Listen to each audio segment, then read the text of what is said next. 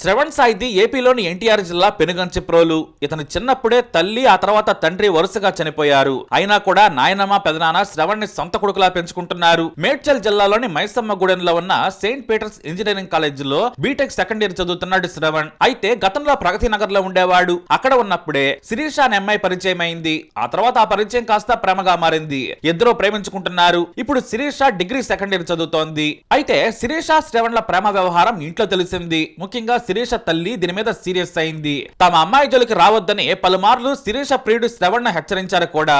కానీ తాను శిరీష ప్రేమించుకుంటున్నాం, ఇద్దరం పెళ్లి చేసుకుంటామని తెగేసి చెప్పాడు శ్రవణ్. కానీ తీవ్రంగా శిరీష కుటుంబ సభ్యులు హెచ్చరించారు. ఇంకా ముదిరితే తీవ్ర పరిణామాలుంటాయని కూడా చెప్పారు. అయితే భర్తతో విభేదాలు రావడంతో శిరీష తల్లి సిరి పిల్లలతో కలిసి వేరుగా ఉంటోంది. శ్రవణ్ తో కూతురు ప్రేమ వ్యవహారం తెలిసిన తర్వాత తల్లి సిరి తన మరిదితో కలిసి శ్రవణ్ పెదనాన్న ఇంటికి వెళ్లిపోయింది. అక్కడ శ్రవణ్ పెదనాన్నతో గొడవ పెట్టుకున్నారు కూడా.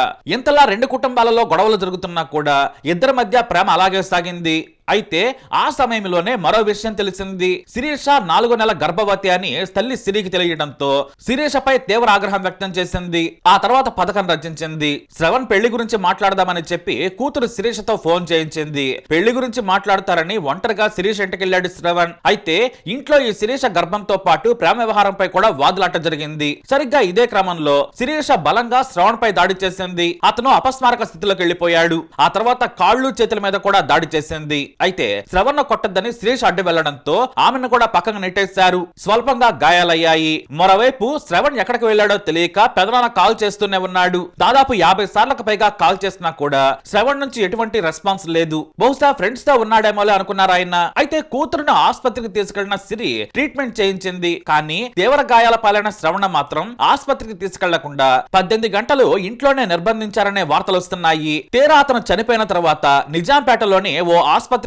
తీసుకెళ్లగా అప్పటికే చనిపోయాడని డాక్టర్లు చెప్పారు. దీంతో శ్రవణ్ మృతి విషయం అతని పెదనాన్నకు తెలిసింది. ఈ ఘటన స్థానికంగా సంచలనం కలిగిస్తోంది. అయితే ఈ విషయంలో రోజుకో ట్విస్ట్ బయటకు వస్తోంది. శ్రవణ్ పై దాడి చేసినప్పుడు ఇంట్లో ఎవరున్నారనేది ఇప్పుడు పోలీసులు విచారణ చేస్తున్నారు. ఎందుకంటే సిరి ఒక్కతే శ్రవణ్ మీద దాడి చేయలేదు. కానీ సిరితో సహజీవనం చేస్తున్న వ్యక్తి శిరీష సోదరుడు, ఆమె మేనమామ కూడా ఇంట్లో ఉన్నారని పోలీసులు గుర్తించారు. వారందరూ కలిసి కావాలనే శ్రవణ్ చంపారని పోలీసులు అనుమానిస్తున్నారు. అయితే చాలా తెలివిగా ఈ ఘటనకు నేనే కారణం, బ్యాట్ తో గట్టిగా కొట్టడంతో అపస్మారక స్థితిలోకి వెళ్లాడు, భయపెట్టాలని కొట్టాను కానీ చంపాలని కాదని సిరి చాలా స్వీట్ గా చెబుతోందని బంధువులు ఆరోపిస్తున్నారు. ముందే ప్లాన్ వేసుకుని ఇంటికి పిలిపించి మరీ చంపారని కన్నీరు మున్నీరవుతున్నారు. శిరీషతో పాటు శ్రవణ్ ని కూడా ఆసుపత్రికి తీసుకెళ్లుంటే బతికేవాడు, కానీ మృతి చెందాలనే గదిలో బంధించారనే కమెంట్స్ వినిపిస్తున్నాయి. అయితే శిరీష గర్భం దాల్చడంతోనే గొడవ పెరిగిందని సిరి చెబుతోంది. పోలీసులు అన్ని యాంగిల్స్ లో కేసు విచారణ చేస్తున్నారు. శ్రవణ్ స్నేహితులు కూడా ఏడాదిన్నరగా వాళ్ళు ప్రేమలో ఉన్నారని చెబుతున్నారు.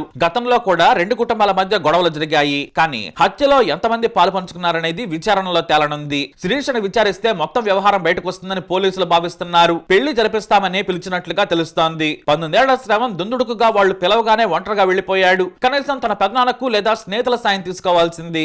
కానీ వారిని గుడ్డిగా నమ్మేసి వెళ్లిపోయాడు. దారుణంగా హత్యకు గురయ్యాడు. హంతకులు ఎంతమంది అనేది ఆధారాలు సేకరిస్తున్నారు పోలీసులు. హత్యకు ఉపయోగించిన బ్యాట్ ను పోలీసులు స్వాధీనం చేసుకున్నారు. మరోవైపు పెనుగంచిప్రోలులో శ్రవణ్ అంత్యక్రియలు ముగిశాయి. హైదరాబాద్ నుంచి శ్రవణ్ స్నేహితులు కూడా వెళ్లి తమ ఫ్రెండ్ కు చివరి వీడ్కోలు పలికారు. మృతదేహం వద్ద పెదనాన్న వెంకటేశ్వరరావు, నాయనమ్మ వసంత, మేనత్త కవిత, బంధువులు కన్నీరు మున్నీరయ్యారు. తాము ప్రేమగా పెంచుకుంటున్నాం, పెద్దవాడే జీవితంలో సంతోషంగా ఉండాలనుకున్నాం, ఉన్నత స్థాయికి చేరుకుంటాడని ఆశపడ్డాం, ప్రేమిస్తే పెద్దలకు పిలిచి చెప్పాలి, చిన్నవాడు అమాయకుడైన వాడిని ఇంటికి పిలిచి చంపుతారా అంటూ బంధువులు ఆవేదన వ్యక్తం చేశారు. నిందితులకు శిక్ష పడాలని కుటుంబ సభ్యులు డిమాండ్ చేస్తున్నారు. పోలీసు ఉన్నతాధికారులను తమకు న్యాయం చేయాలని కోరుకుంటున్నారు. మరి శ్రవణ్ కేసులో తప్పు ఎవరిది? మీ అభిప్రాయాన్ని కమెంట్ ద్వారా తెలియజేయండి. ఈ వీడియో అప్డేట్స్ కోసం మా ఛానల్ ఫాలో అవ్వాలి, తప్పకుండా సబ్స్క్రైబ్ చేసుకోండి. సంగారెడ్డి జిల్లా అమీన్పూర్ పోలీస్ స్టేషన్ పరిధిలో ఉన్న సృజనా లక్ష్మీ నగర్ కాలనీలో ఒక ఇంట్లో శ్రవణ్ సాయి అనే 19 ఇయర్స్ వ్యక్తిని తన యొక్క క్లాస్మేట్ అయిన శ్రీజ అనే అమ్మాయి వాళ్ళ ఇంటికి పిలిపించిన నేపథ్యంలో అక్కడ జరిగిన గొడవలో వాళ్ళ మదర్ సిరి అనే ఆవిడ అతని మీద బ్యాట్తో దాడి చేయడం వల్ల అతను గాయాలు పాలయ్యి కూకట్పల్లిలోని హోలిస్టిక్ హాస్పిటల్లో అక్కడ ట్రీట్మెంట్ కోసం తీసుకెళ్తే బ్రాడ్ డెడ్గా డిక్లేర్ చేయడం జరిగింది. దాని మీద వాళ్ళ పెదనాన్న దగ్గర నుంచి కంప్లైంట్ తీసుకొని మర్డర్ కేసు రిజిస్టర్ చేసి ఇన్వెస్టిగేషన్ చేస్తున్నాము. అసలు కారణం ఏంటి సార్ అది? అమ్మాయి ఫోన్ చేసి ఇంటికి పిలిపిస్తున్నట్టు నిజమేనా అంటారా?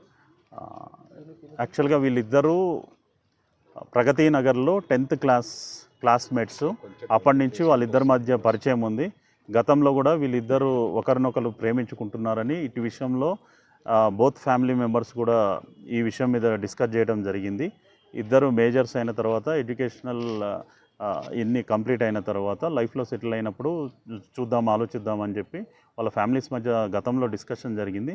ఈ క్రమంలోనే అతను ఆ అమ్మాయి వాళ్ళ ఇంటికి వచ్చి మాట్లాడే ప్రయత్నం చేయడం జరిగింది. దాంట్లో జరిగిన గొడవలో వాళ్ళ మదర్ దాడి చేయడం వల్ల అతని గాయాల పాలై చనిపోయినట్లుగా ప్రస్తుతం విచారణలో ఉంది. అమ్మాయి గలవాళ్ళే తీసుకెళ్లారని చెప్తున్నారు. అది ఇన్వెస్టిగేషన్లో నిర్ధారిస్తాం. అమ్మాయి ఫోన్ చేసి పిలిచింది అంటున్నారంట, వాస్తవేనా? అది కూడా ఇన్వెస్టిగేషన్లో నిర్ధారిస్తాం. ఇంజూరీస్ ఎక్కడెక్కడ అయినాయని చెప్పారు సార్? ఫోర్ హెడ్కి అయింది, తర్వాత రిబ్స్కి, తర్వాత లెగ్స్, హ్యాండ్స్కి బ్యాట్తో దాడి చేయడం వల్ల జరిగిన ఇంజురీస్గా గుర్తించడం అయింది. ఇప్పటివరకైతే గొడవ జరిగినప్పుడు అమ్మాయితో పాటు వాళ్ళ బ్రదరు, వాళ్ళ మదర్ ఉన్నట్టుగా తెలిసింది. విచారణలో నిర్ధారిస్తాం. ఒంటి నిండా గాయాలు ఉన్నాయి, ఒకళ్ళు కొడితేనే ఇన్ని గాయాలు అవ్వని వాళ్ళ బంధువులు ఆరోపిస్తున్నారు. అది కూడా ఇన్వెస్టిగేషన్లో పోస్ట్ మార్టం రిపోర్ట్ వచ్చిన తర్వాత డిక్లేర్ చేస్తాం. మా అబ్బాయి పొద్దున చనిపోవడం జరిగింది. హోలిస్టిక్ హాస్పిటల్లో చనిపోయి తీసుకొచ్చి అబ్బాయిని తీసుకొచ్చారండి, డెడ్ బాడీని. ఆ పిల్లోళ్ళు ఎవరో సిరి అంట, అమీన్పూర్ నివాసంలో ఉండేవాళ్ళు, హరిప్రసాద్ వాళ్ళ ఫ్యామిలీకి సంబంధించిన వాళ్ళు తీసుకొచ్చి జాయిన్ చేశారంట. అక్కడికి వాడు తీసుకొచ్చేసరికి డెడ్ బాడీనే తీసుకొచ్చారని హాస్పిటల్ వాళ్ళు చెప్పారు. ఇంకా ఎంక్వైరీ మనం పోలీసు వారికి చెప్తాం, వాళ్ళకి తగిన చర్యలు తీసుకోమని పోలీసు వారు ఎంక్వైరీ చేస్తున్నారు. వాళ్ళకి తెలిసిన సమాచారం వాళ్ళకి తెలుస్తుంది. నాకు కూడా కొంత ఏంటంటే ఆ అబ్బాయి ఏదో అమ్మాయిని ప్రేమించిండని చెప్పి పోయిండన్నారు. అంతకుముందే వాళ్ళు చంపుతామని అదని ఇదని బెదిరించారు. ఆస్తులు రాయించుకోవాలని కూడా 2-3 సార్లు వాడి ఆస్తుల గురించి కూడా ఎంక్వైరీ చేశారు. వాళ్ళు లొంగలేదనుకుంటా కొట్టి చంపారని మేము అనుకుంటున్నాం. ఎప్పుడు జరిగింది? అది నిన్న జరిగిందండి. వాడిని తెల్లవారుజామున తీసుకొచ్చి ఉంటారు. వాళ్ళు ఆ విషయం మా ఆస్తుల గురించి ఒక ఆమె ఉంది, ఇప్పుడు ఎవరైతే చంపినానని ఆమె చెబుతుందో ఆమె ఒప్పుకుంటుంది. నేను మా అమ్మాయిని కొడుతుంటే మీ అబ్బాయి అడ్డు వచ్చిండు, వాడికి బ్యాట్ తగిలి చచ్చిపోయిందని ఆమె చెబుతుందంట, స్టేట్మెంట్ ఇస్తుంది. ఇంకా అంతకు మించి ఎవరెవరు ఉన్నారనేది మన మీ అబ్బాయికి అమ్మాయి ఎప్పుడు పరిచయం ఏర్పడింది? 10th క్లాస్ అప్పుడు పరిచయం అంట సార్. వాడేమి ఇప్పుడేం పోవట్లేదు, ఆ అమ్మాయి ఒత్తిడి చేసుకొస్తుందని మా అబ్బాయి ఫ్రెండ్స్ చెబుతున్నారు. వాడేమో నేను పోవట్లేదని మాతో చెప్పిండు. ఏదేమైనా మేమైతే వాడికి జాగ్రత్తలు చెప్తున్నాం, జాగ్రత్తగా ఉండి చదువుకోవాలని చెబుతున్నాం. కానీ వాడు తల్లిదండ్రులు చచ్చిపోయారండి. ఇప్పుడు వాడు కూడా శవమయ్యి వాళ్ళు ఇచ్చారు. అంతే, ఏం చేసేది ఏం లేదు.